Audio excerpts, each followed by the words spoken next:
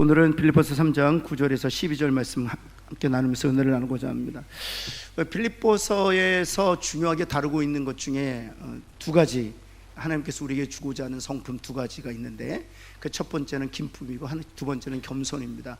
우리 그 말씀을 생각하면서 옆에 있는 분 다시 한번 축복합시다. 하나님께 당신에게 기쁨과 겸손 주시기를 바랍니다. 한번 할까요?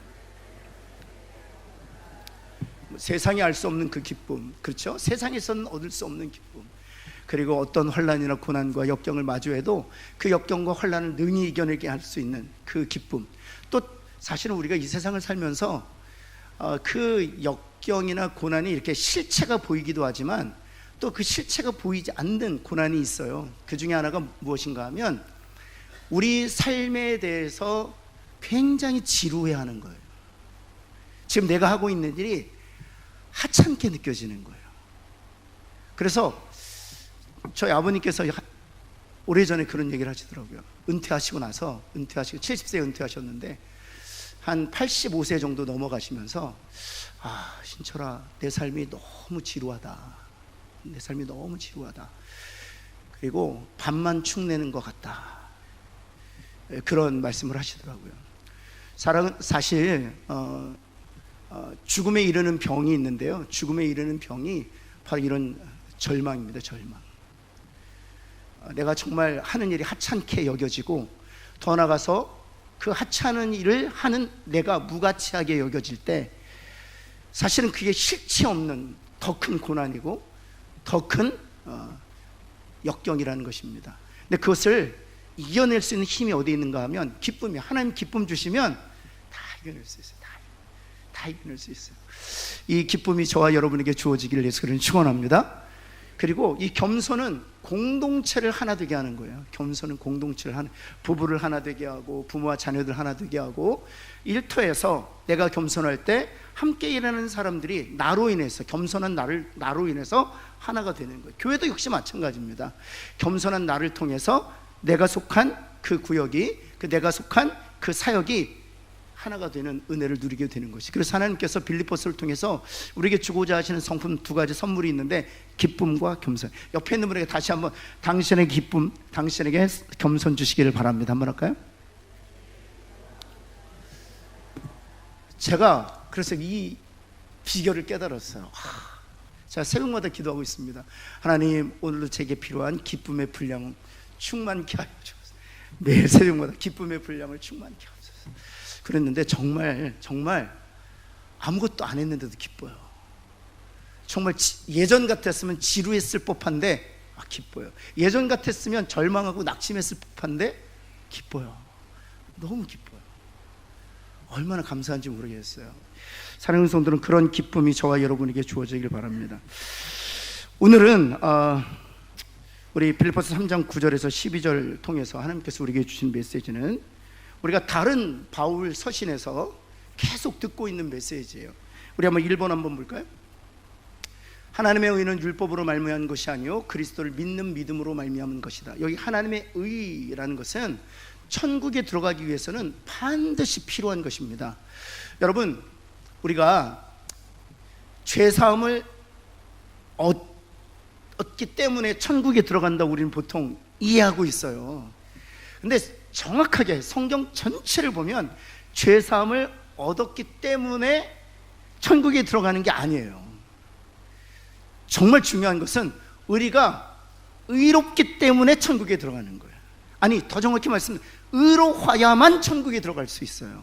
그래서 의롭게 되기 위해서는 죄사함은 당연히 받아야 돼요.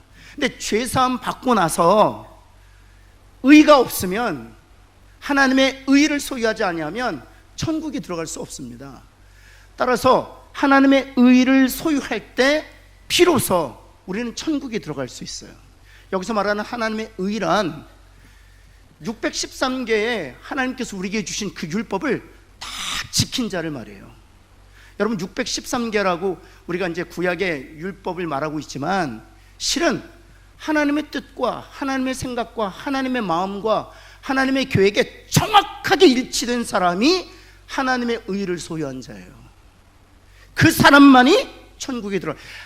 하나가 덜 해도 안 돼요. 그게 이제 우리가 구약에서는 613개 율법이라고 말하는 것이지, 여러분 그렇다면 613개를 지키면 천국에 들어갈 수 있느냐?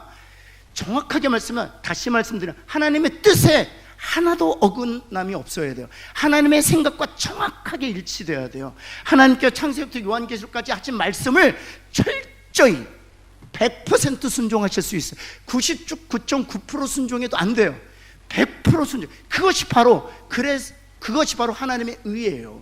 근데 그 하나님의 의를 우리가 어떻게 소유할 수 있느냐? 다시 한번 1번 보시면 그 하나님을 우리가 어떻게 소유할 수 있느냐? 율법으로 말미암은 것이 아니라는 것입니다. 오히려 그리스도를 믿음으로 말미암아 그 하나님의 의를 소유할 수 있다는, 이것은 로마서에서도 얘기하고요, 갈라디아서도 얘기하고요, 에베소서에도 얘기하는 것입니다. 골로새서에서도 얘기하고 있습니다. 바울 서신 곳곳에서 여러분 교회로 편지를 보낼 때 이 얘기를, 하나님의 의를 소유한 자만이 천국에 갈 수 있는데 그 하나님의 의는 율법을 지킴으로 말미암아 얻을 수 있는 것이 아니라 그리스도를 믿음으로 말미암아 얻을 수 있습니다는 것입니다. 그래서 3장 9절 한번 볼까요? 빌립보서 3장 9절 우리 한번 같이 한번 읽겠습니다. 시작. 내가 가진 의는, 다시 보면 내가 가진 의는, 사도 바울이 지금 무엇을 소유하고 있다고 얘기하는 것입니까? 제가 여러분에게 말씀드렸던 그 하나님의 의를 소유하고 있다는 것입니다. 613개 율법을 다 지켰고 613개 율법이 예표하는 하나님의 생각, 하나님의 마음, 하나님의 뜻, 하나님의 계획, 하나님의 진리의 말씀에 한 치의 어긋남도 없는 그 하나님의 의를 내가 가지고 있다는 것입니다. 근데 내가 그 하나님의 의를 소유하게 된 것은 율법에서 난 것이 아니다. 좀 풀어서 말씀드리면 율법을 지켜서 얻게 된 것이 아니요, 더 적극적으로 말씀드리면 누구나 율법을 지켜서 그 의를 얻을 수가 없습니다. 왜냐하면 율법을 지킬 수 없기 때문에 이렇게 얘기하는. 그리고 오직 그 의를 얻을 수 있는 유일한 방법과 수단은 그리스도를 믿음으로 말미암은 것입니다. 곧부터 한번 읽을까요? 시작. 믿음으로 하나님께로부터 난 의다. 이 의는 무엇으로 말미암아 하나님께로부터 주어진 것이라고요? 믿음으로 말미암아 하나님께로부터 주어졌다는 것입니다. 여러분, 그래서 1번 좀 더 설명드리면 율법은 결코 우리를 의롭게 할 수 없습니다. 왜냐하면 두 가지 이유가 있는데 율법은 결코 우리를 의롭게 할 수 없는데 두 가지 이유가 있는데, 첫 번째는 무엇이냐 하면 A번을 보시면 같이 한번 읽을까요? 시작. 여러분, 우리가 지난주에 우리가 함께 말씀 나누었지만, 여러분 우리가 그리스도의 보혈로 죄사함을 얻었지만 여전히 그리스도인으로서 죄를 짓고 있는 이유가 어디에 있습니까? 우리 육체 안에 무엇이 있기 때문에? 죄가 있기 때문에. 육체 안에 죄가 있기 때문에 율법을 다 지킬 수 있을까요? 없을까요? 애초에 불가능해요. 옆에 있는 분에게 애초에 불가능하다 한번 할까요? 애초에 불가능. 아니, 논리적으로 생각해 보십시오. 우리 육체 안에 죄가 있는데, 우리의 생각과 우리 이성과 지성과 우리의 감정과 정서에 죄가 있는데, 우리 살과 뼈에 죄가 있는데 어떻게 율법을 지킴으로 의의를 소유할 수 있어요?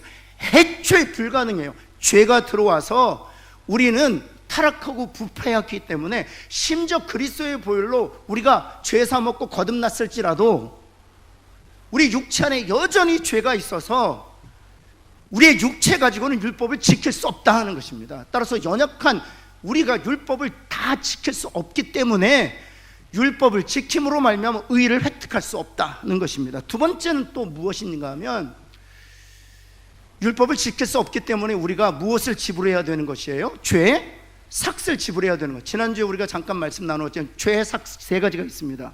죄의 삭시 세 개. 첫 번째가 무엇입니까? 저주. 두 번째는 심판. 세 번째는 영원한 사망. 영원한 사망. 세 가지를 우리가 지불해야 돼요. 그러나 우리가 지불할 수는 있어요. 저주 받으면 됩니다. 심판 받으면 됩니다. 영원한 사망의 값을 치르면 돼요. 근데 문제는 무엇인가 하면, 치르고 그것으로 끝이에요. 한번 옆에 있는 분에게 치르고 끝이다. 지불할 수 있어요. 저주 받으면 됩니다.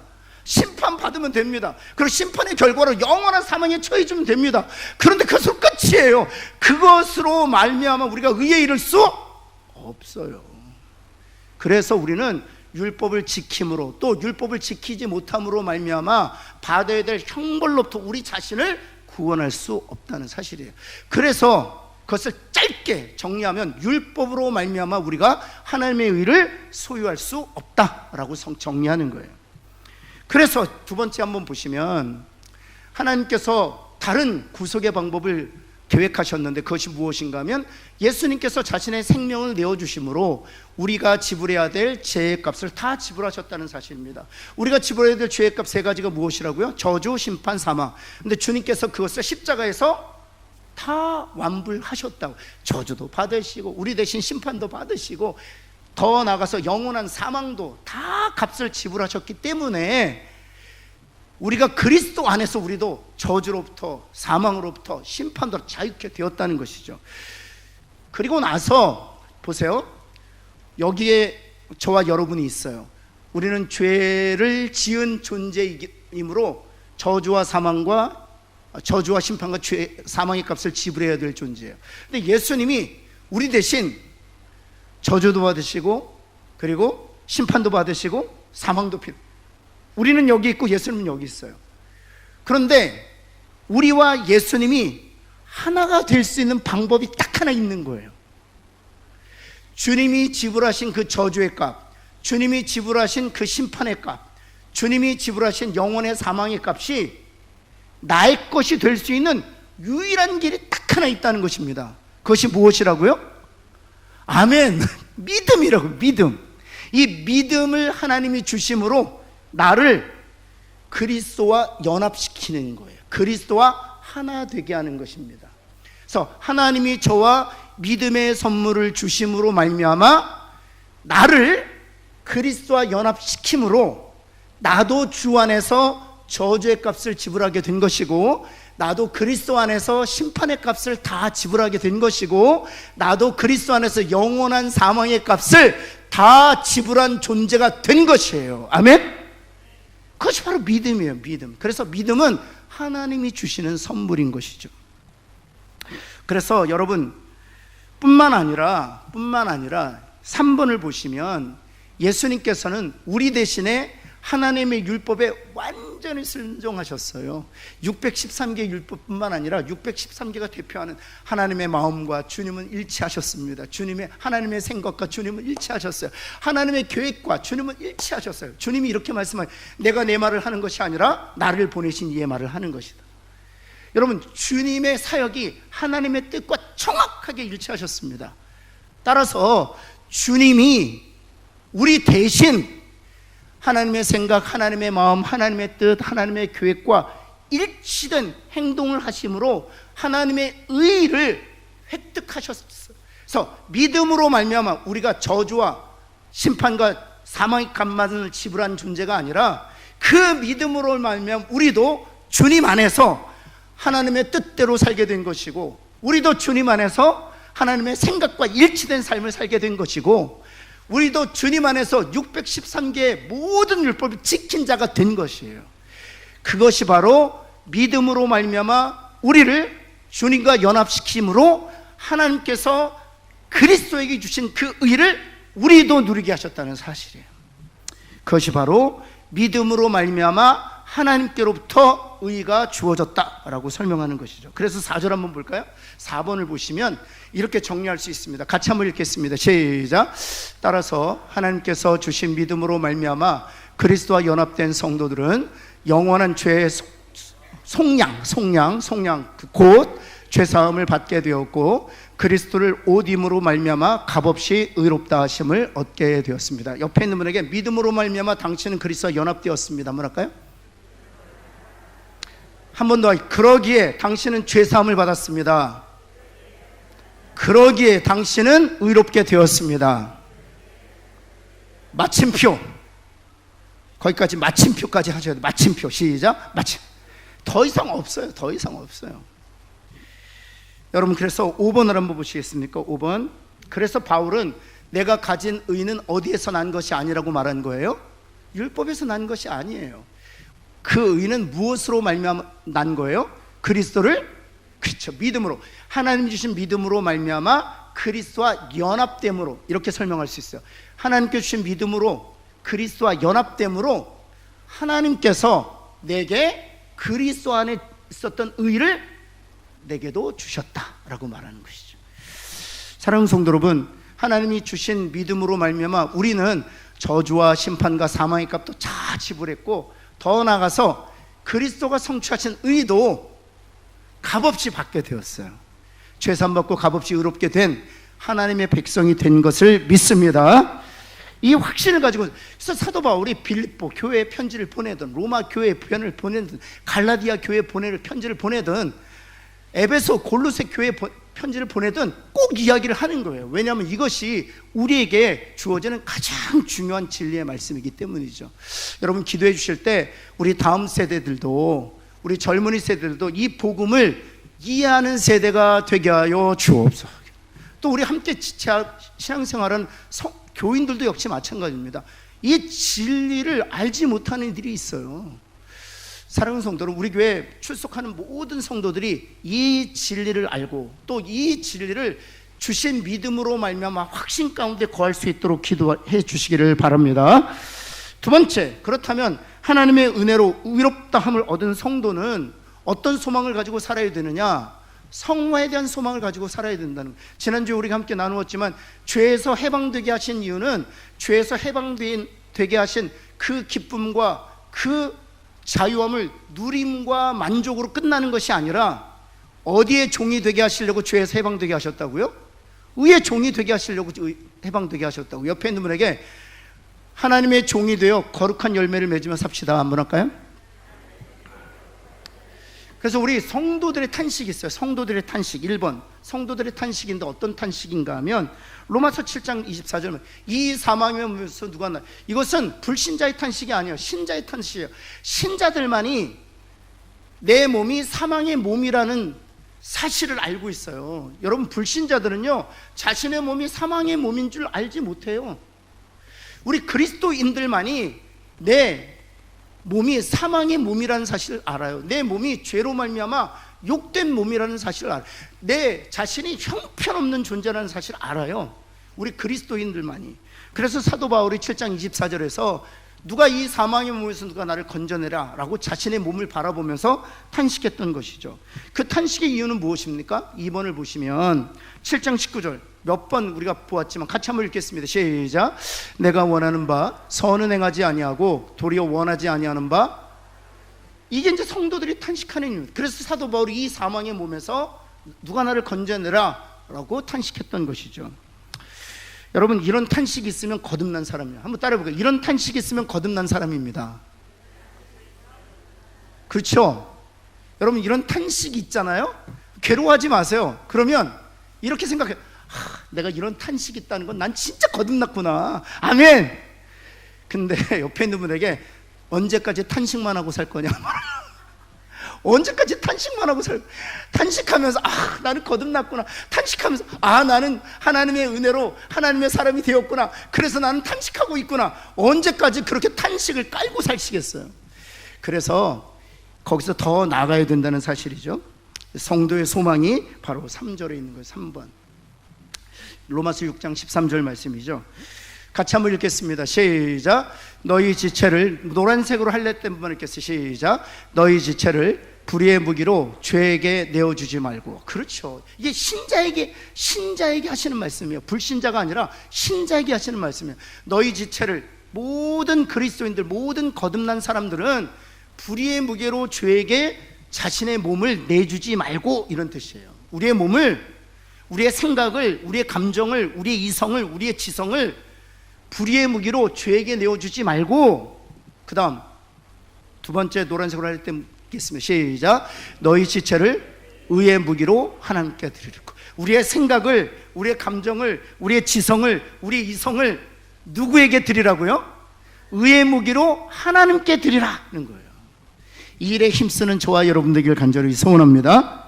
그래서 여러분이, 제가 좋아하는 찬양이 310장인데 그 앞에 있는 그 가사도 좋지만 후렴도 참 좋아요. 내가 믿고 또 의지함은 내 모든 형편 아시는 주님, 늘 보호해 주실 것을 나는 확실히 아네. 여기서 우리 세 번째 줄에 있는 내가 믿고 또 의지함은 내 모든 형편 아시는 주님 할 때 이 형편은 무엇을 말하는 것일까요? 이 형편은 지금 내 삶의 상황을 말하는 게 아니에요. 여기서 말하는 형편은 바로 로마서 7장 19절에서 말하고 있는 내가 원하는 선은 행하지 아니하고 도리어 내가 미워하는 악을 행하고 있는 형편없는 나의 모습을 말하는 그 형편이에요. 그 형편. 근데 그 형편을 누가 잘 하신다고요? 하나님이 잘 하신다고. 그리스도의 벌 우리에게 죄 사함 얻고 그리스도의 의를 믿음으로 말미암아 그리스도 연합한 자들에게 주셔서 값없이 의롭게 하심으로 하나님의 자녀가 되게 하셨지만 여전히 그들의 육체 가운데 죄가 있어서 그들이 원하는 선은 행하지 않은, 그들이 그렇게 미워하는 악을 행하는 그들의 형편을 누구보다도 주님이 잘 하신다고요.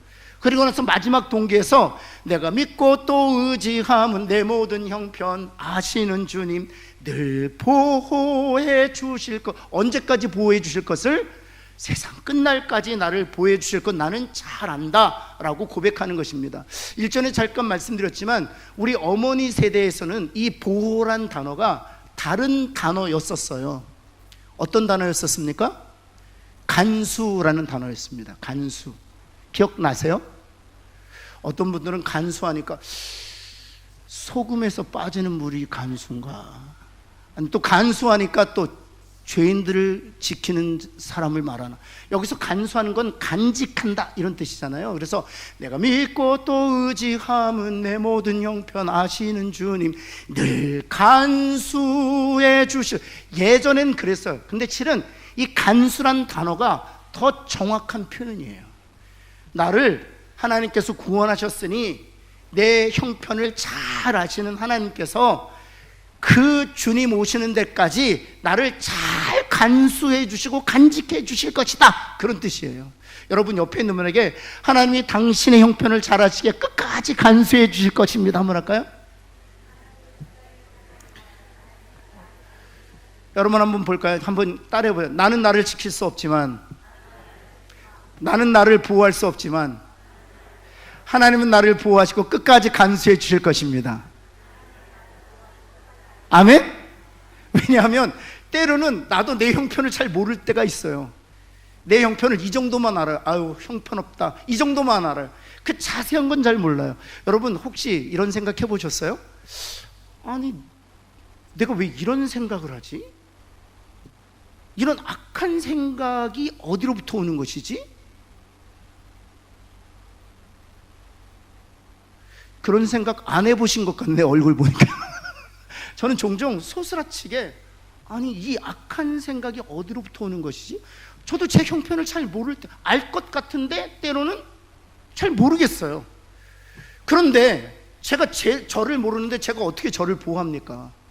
제가 저에 대한 지식이 부족한데 어떻게 저를 지킬 수 있습니까? 그런데 하나님께서 310장을 통해서 우리에게 주신 확신이 있어요. 아니 그 찬송가는, 그 찬송지는 성경을 근거로 한 거예요. 하나님은 아브라함을 아세요. 하나님은 다윗을 아세요. 하나님은 모세를 아세요. 그들의 연약함을 아세요. 베드로의 연약함 아세요. 그렇기 때문에 형편을 아시는 하나님께서 그들을 끝까지 간수하신 거예요. 그와 같이 우리의 형편을 아시는 주님께서 끝까지 우리를 간수해 주실 줄을 믿습니다. 그것까지의 믿음은 탄식하는 데서 끝나는 거예요. 그런데 거기서 끝날 것이 아니라 우리의 몸을 의의 무기로 하나님께 드리는 일에 우리가 더 힘써야 된다는 거예요.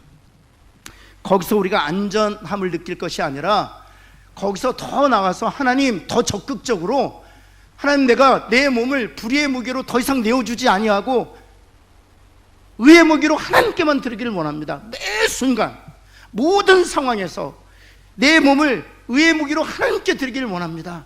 성령님 나를 도와주옵소서. 이런 적극적인 신앙이 우리 가운데 있기를 예수 그리스도는 축원합니다. 여러분 실패할 수 있어요. 하지만 그 실패 때문에 주저앉아 있기보다는 일어나서 다시 도전하는 거예요. 옆에 있는 분에게 실패하지만 일어나서 다시 도전합시다 한번 할까요? 아멘?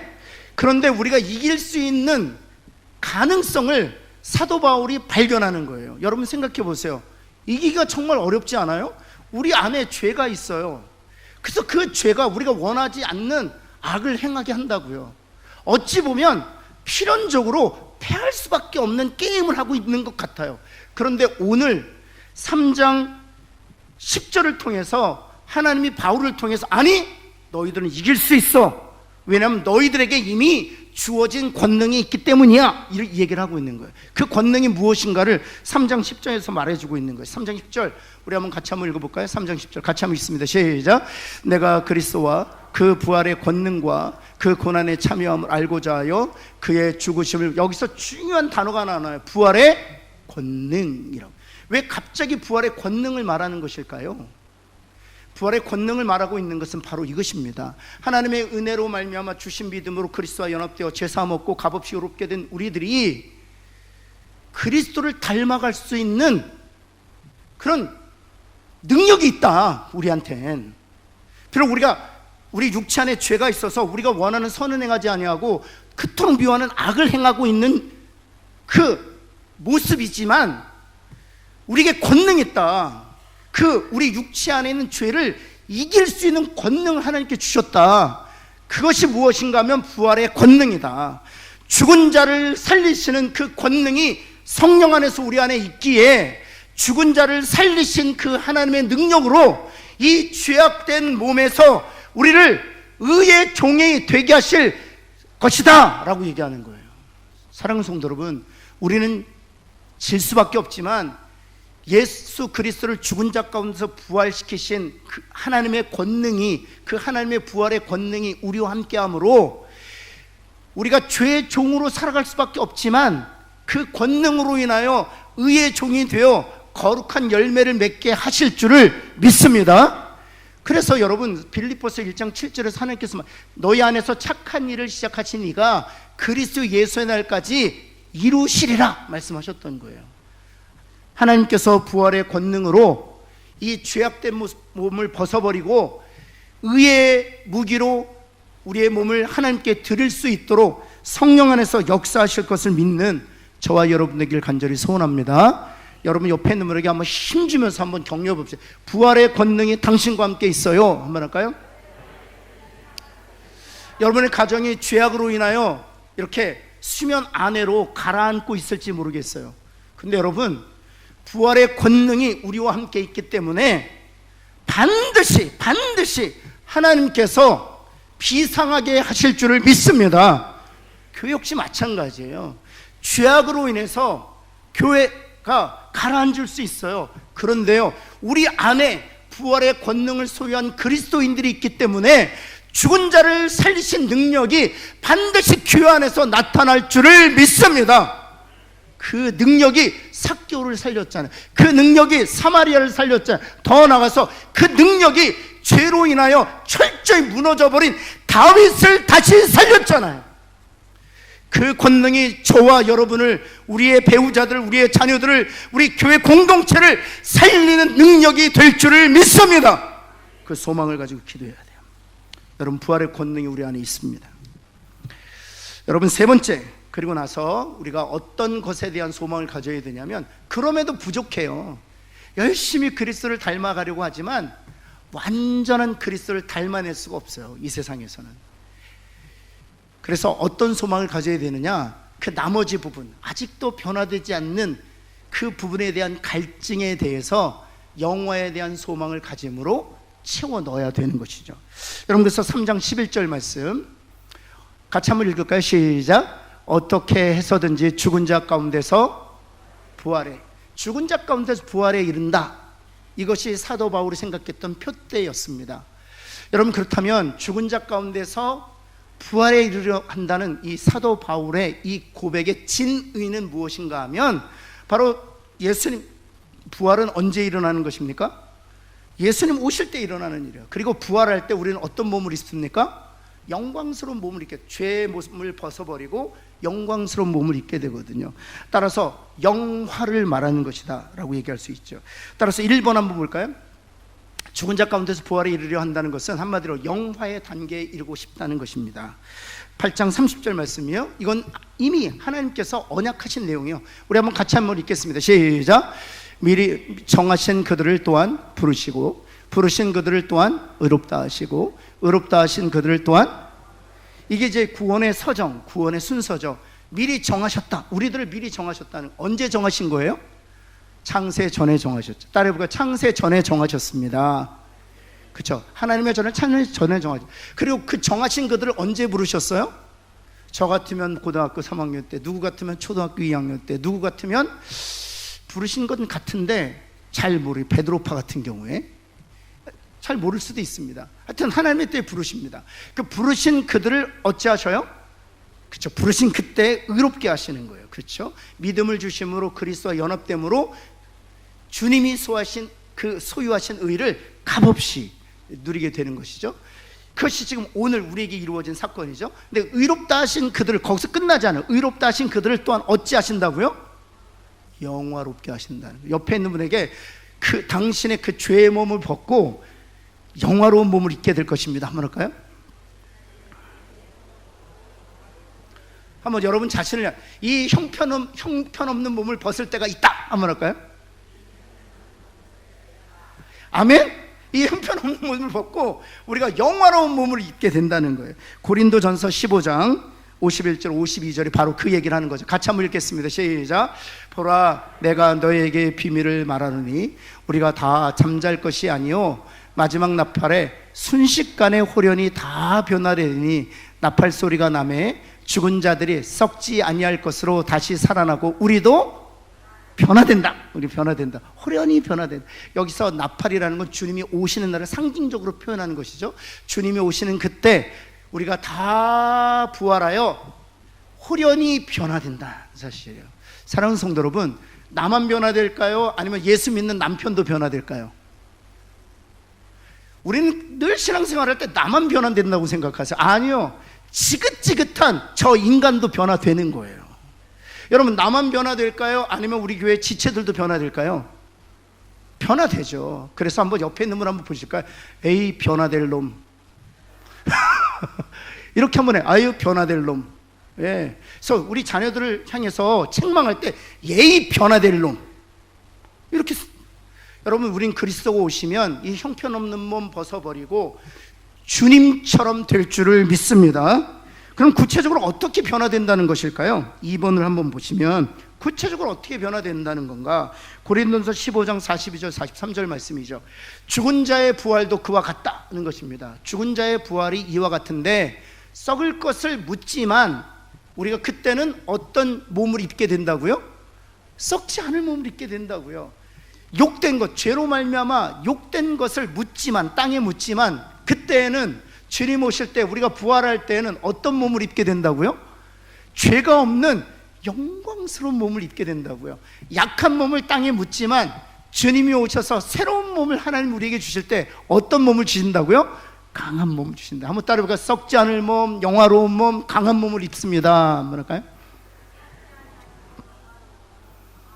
네, 그렇죠. 두 가지는 기억나는데 세 번째가 잘 기억이 안 나요.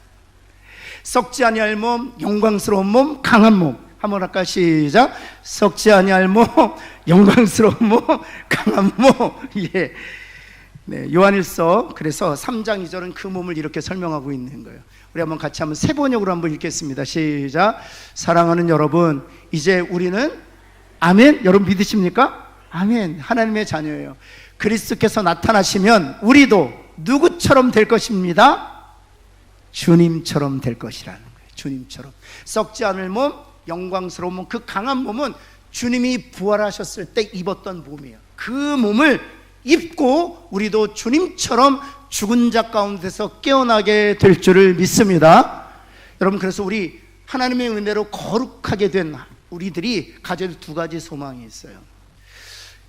먼저는 감사해야겠죠. 하나님, 죄와 저주와 사망의 값을 대신 받으심으로 자유케 하셨고 믿음으로 말미암아 주님과 연합되어 주님이 소유하신 의를 값없이 얻게 하셔서 하나님 앞에 주셔도 의로운 자 되게 하신 하나님 감사합니다.